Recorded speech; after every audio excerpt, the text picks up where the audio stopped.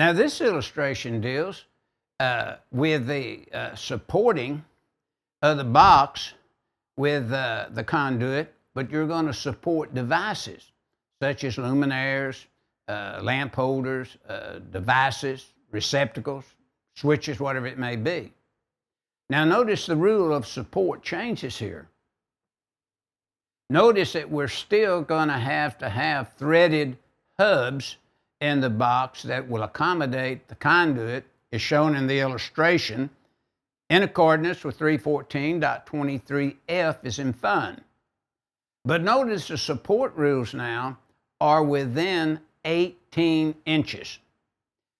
So all the authorities that I know of and been around, if you had three conduits entering into the box, two from the side, one from the bottom, within 18 inches now, you would support, and then that box would not have to be supported with a receptacle mounted to the device box as you see, or maybe a switch, a flow switch or something.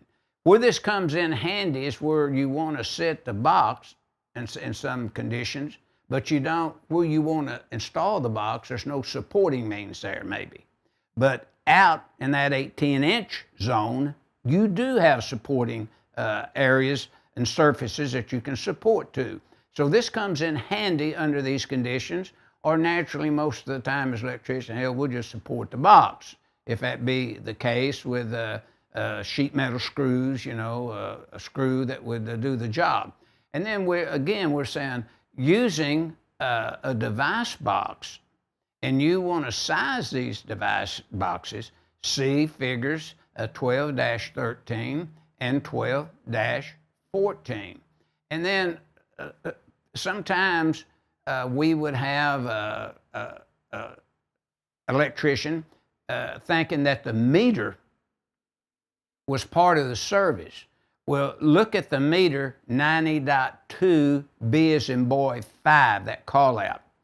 That says no. And then when you look at 230.66, it says the meter is not part of the service equipment. Now we have some big changes in the Article 230, and I believe it's 230.85, that some of these meters now will require a disconnect ahead of the meter. Now, I have talked to a few authorities having jurisdiction, and they're saying, well, if you look at 230.82 item 3, that's a utility disconnect.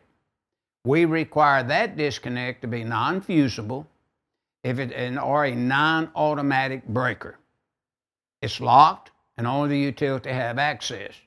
But if it's a fusible disconnect, or if it's a overcurrent device that has current sensing capabilities, then that becomes service.